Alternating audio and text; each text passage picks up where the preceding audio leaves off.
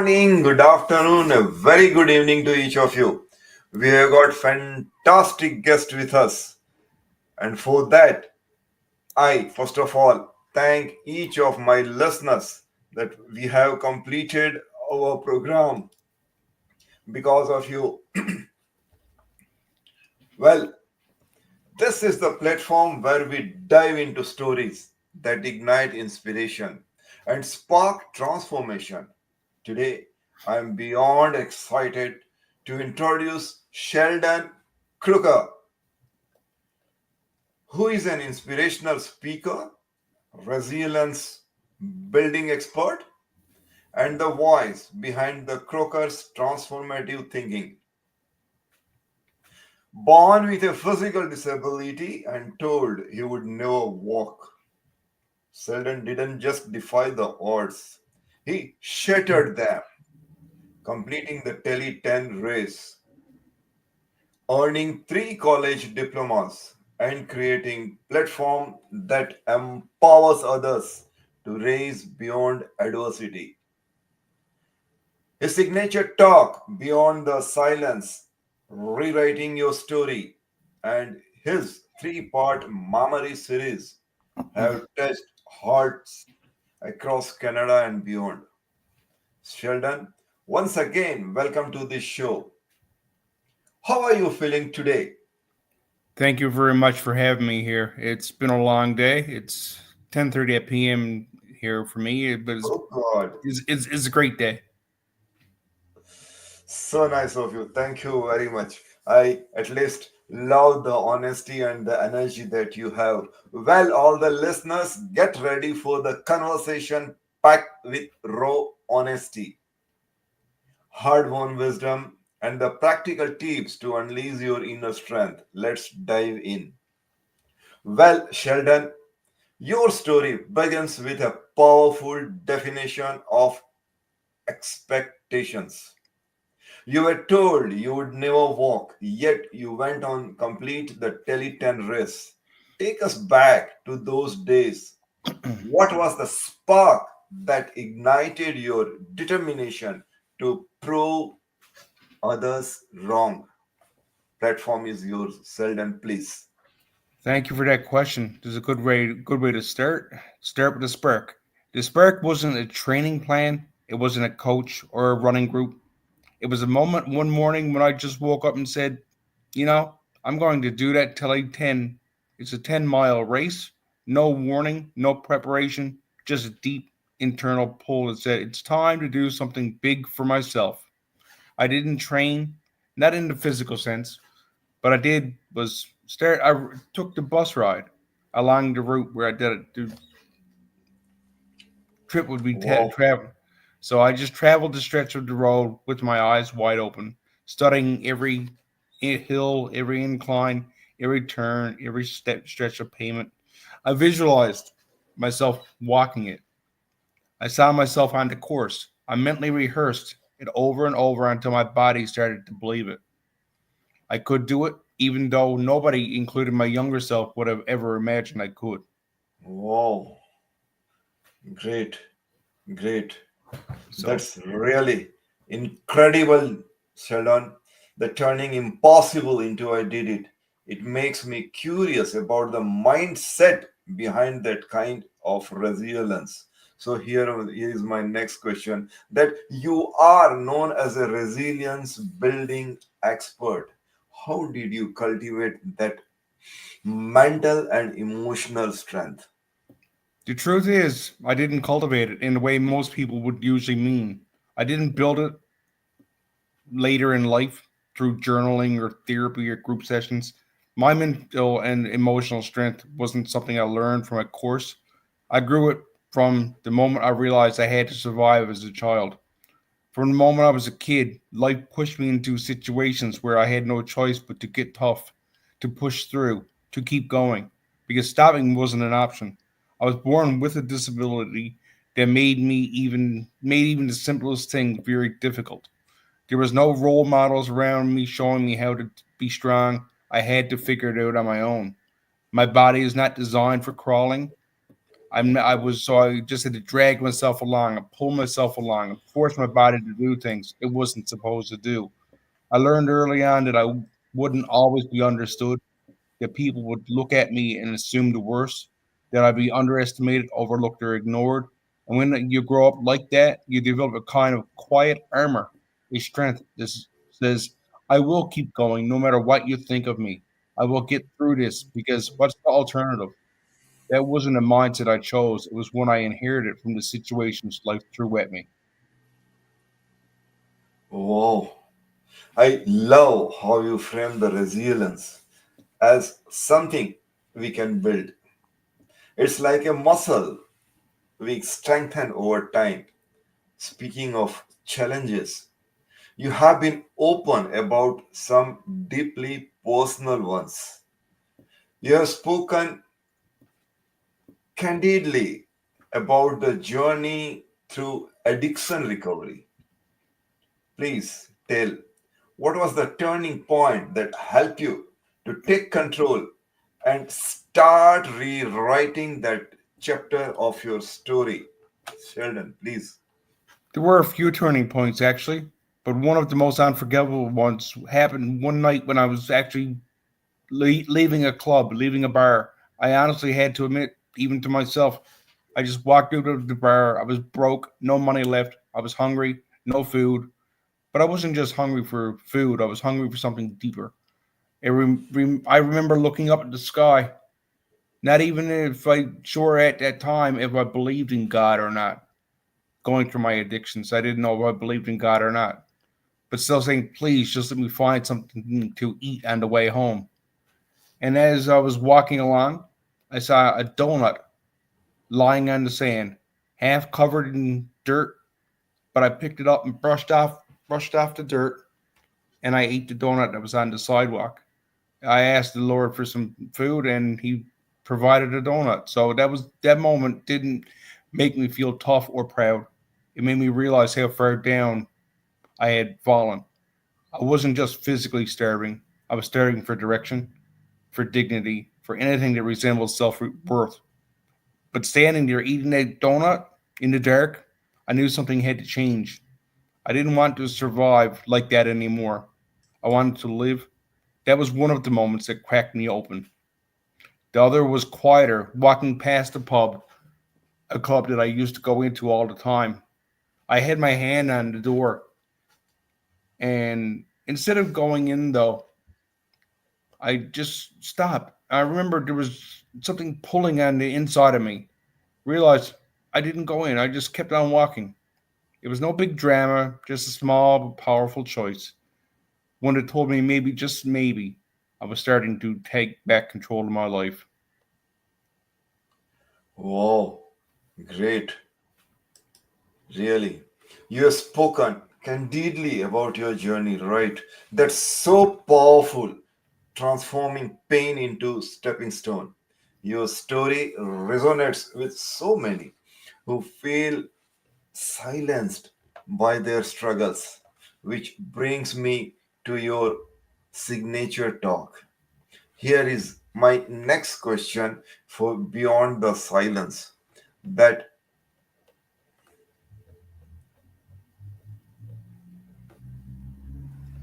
that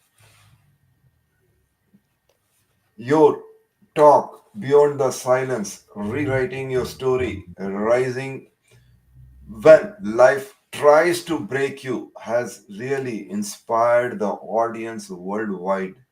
What does that beyond the silence mean to you, and how do you help others find their voice? For me, beyond the silence isn't just a phrase or a bunch of words that people uses.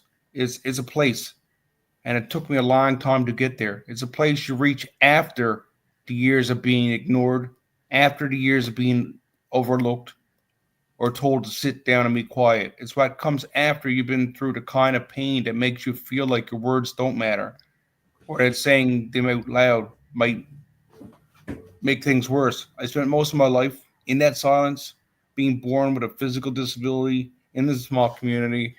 I learned early that what it felt like to be less than, But silence isn't peaceful when it comes from fear. It's suffocating.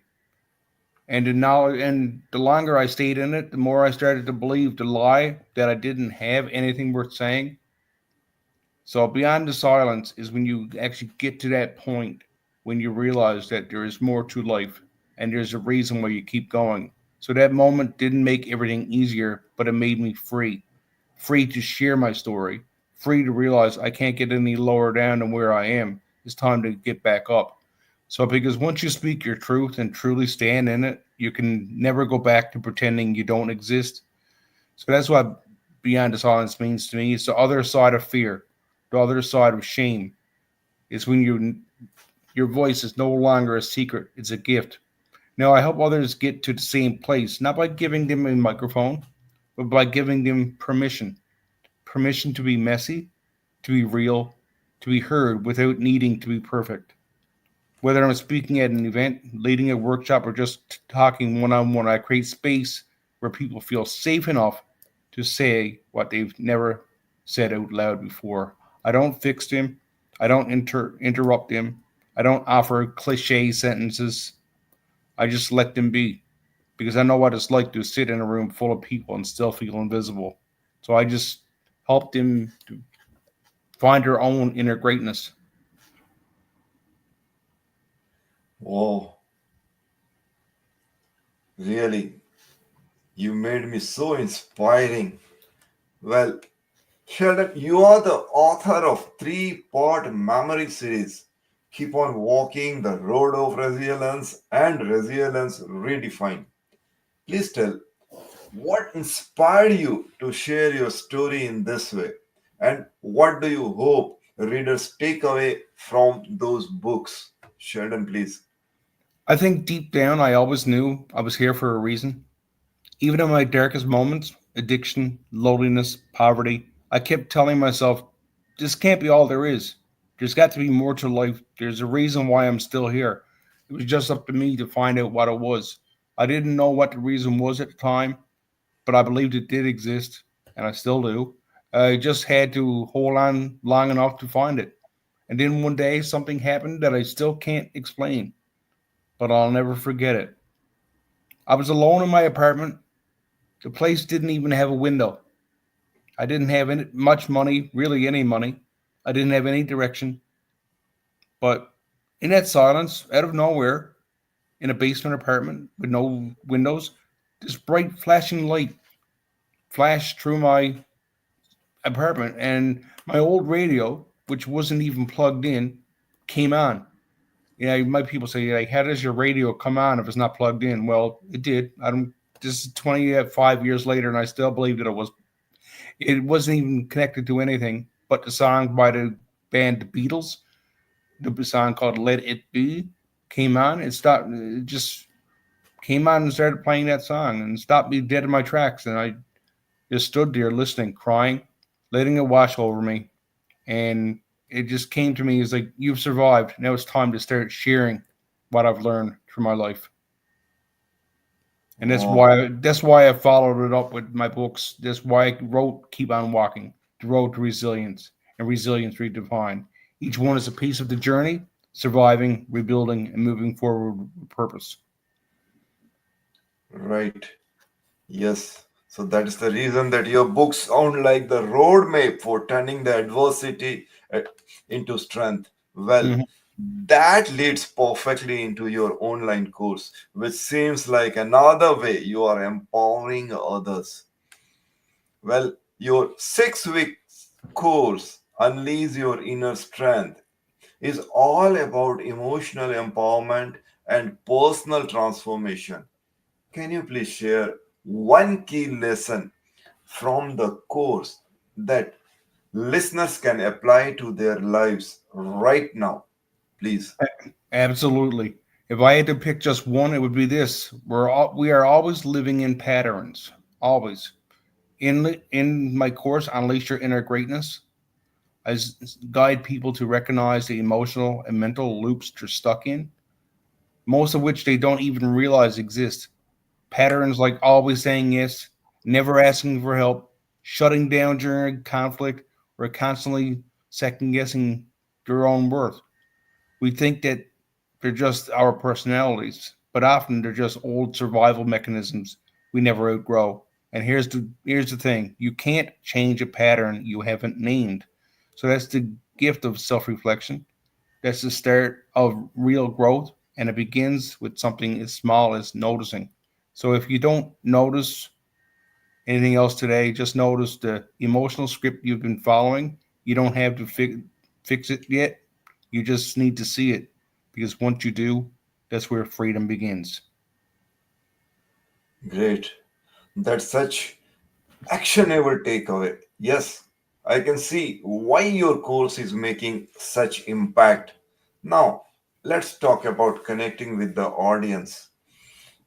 For that, you are known for connecting deeply with the people who have faced adversity. What's your secret to making every person in the room or on a virtual call feel seen and inspired? How do you do that? I just keep open space. I just tell them the way that the opposite of what a lot of people are telling them. People are telling them what they should and shouldn't do, but I help them to see for themselves what to do, what is best for them, because none of us are made exactly the same. It's up to us to just it's up to each individual to decide for themselves what works best, and I open that space for them to do so. And just me showing my own personal story, telling my own personal story, showing my own personal way of getting through life, it helps people to feel inspired that, well, if Sheldon can do it, then so can I. Oh, that's the ability to connect is truly special. Yes, it makes me wonder about the moments when you have felt most fulfilled in this work. So, Sheldon, you have achieved so much. What's one moment in your journey where it's a talk, a reader's feedback, or a personal milestone that makes you feel most proud? Well, it doesn't come from any stage. It doesn't come from my book. It doesn't come from anything that I've actually really done professionally, I guess. But it's what really helped me to start becoming more of a professional with my speaking and my books. It was one time I was just sitting in a club or a bar, and somebody came up and told me that they were after hearing one of my talks online, and it's the reason why they're still alive. They were standing on the edge of a cliff or a mountain, and they were going to end their life. And they told me that they heard my talk on their radio, or on their, yeah, they were online and they heard my talk, and it's what made them decide to just try it for one more day and to keep going. And they were still here. So that's what I'm most proud of, knowing that people telling me that that they are still alive because of me. Wow, that's so moving. Your impact is undeniable as someone who is transformed pain into purpose. Great. Thank you. So, Sheldon, I got so many questions asked by my listeners, but one of the most important questions that generally I would like to have is that for our listeners who are navigating their own challenges, maybe they feel stuck or silence, what's one piece of advice you would give them to start raising about the adversity, please? It's very simple. It sounds very simple, and it actually is very simple. It's just one word: move. Even if you don't feel ready, you don't need a perfect plan. You don't need to have everything figured out. You just need to decide, keep deep down, that you won't stay stuck. I didn't feel ready when left an addiction. I didn't feel ready when I walked that race. I didn't feel ready when I published my first book or even gave my first keynote. But I did it anyway, Because the truth is, waiting to feel ready is often fear in disguise. So, my advice, take one small step, even if it's shaky, even if your voice trembles, even if your knees feel like they're buckling. The moment you choose movement over staying stuck in stagnation, something inside you changes. That's where your new chapter begins. Great. Oof. I have endless questions to ask, but the time do not permit me. Let us shift to second part of our program, that is the rapid fire questions, which I'll be asking you and request you to give reply in the shortest possible way. And here are these, at least I have listed 10 questions. Let us try to make them. And the first question is, what's one word that describes your life's mission? My life's mission? Empowerment. Wow. Well, what's your one favorite place to find inspiration? My coffee shop that I go to every Oh, day. great. I go to a special coffee shop every day. Wow. So I think I have got the answer for my next question, because my next question was, what is your morning routine? That's the coffee or meditation or something else. I go for a walk every morning Hmm. in the Oh. woods. Yeah. And during that walk, one song that always lifts your spirit. Let It Be by the Beatles. And would you like to sing that song? What I like, let it be, there will be an answer. Let it be. Mama Mary. No, I'm not sing I'm not a singer. I am a singer, Wow, but but still, yeah. that's good, good, good, good, good. Well, Sheldon, if you could have a dinner with any historical figure, who would it be? Historical figure? Hmm. Mahatma Gandhi. Oh, I loved your reply, because I belong to the nation where the Mahatma Gandhi was born, and he was from India. Lovely. Well, what's one hobby that you love outside of speaking and writing? What is that? I love to sing. But I Oh, but not solo. nice. I don't sing solo. I sing like with a community inclusion choir. Well, would you like to give name of one book that changed your perspective? Keep on walking. Hmm. That's Great. my own book. Superb, superb, superb, superb. And if you could teleport anywhere right now, where would you go? Right now at 10:30 at 11 p.m. at night. Mount Olympus in Greece. Great. Nice. Well, I have still more few questions to go, but let me finish it. The reason is we are reaching our time. So, wow, Sheldon, you crushed that rapid fire round. Listener, wasn't that a blast? Let's bring it home with the heartfelt close, because we can't continue more. Well, Sheldon, thank you so much for sharing your incredible story and wisdom with us today. I Your journey from defying the odds to empowering others is truly transformative. And I know our listeners are walking away inspired to rewrite their own stories. For everyone turning in, be sure to check out Sheldon's Memories series, and that is the Keep on Walking, The Road to Resilience, and the Resilience Redefined, and his 6-week course, Unleash Your Inner Strength.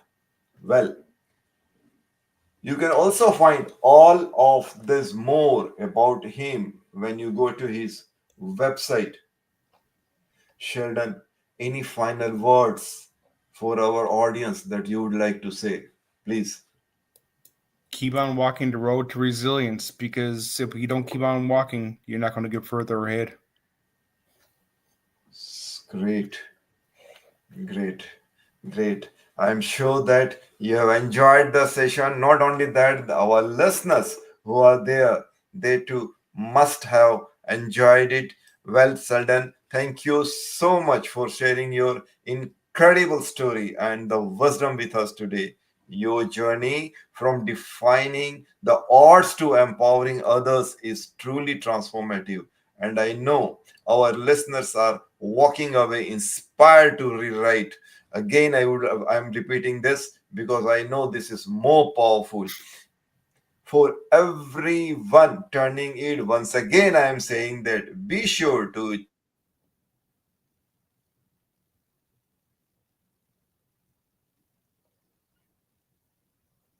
our podcast Unleash Your Inner Strength. Wow, really one of the best interview that I had is this. Super. I loved it. Well, I have two more announcements. The first one, on behalf of this platform, I request you to please be our guest when we ask you. That would be a really honor for us. And on behalf of this platform, we pray the God universe that to give all the strength, wisdom, power, time, everything so that the work that you are doing, you keep on doing, and the help that you are rendering to the society, please keep it up. So nice of you. We say namaste. A big namaste to you. Namaste. I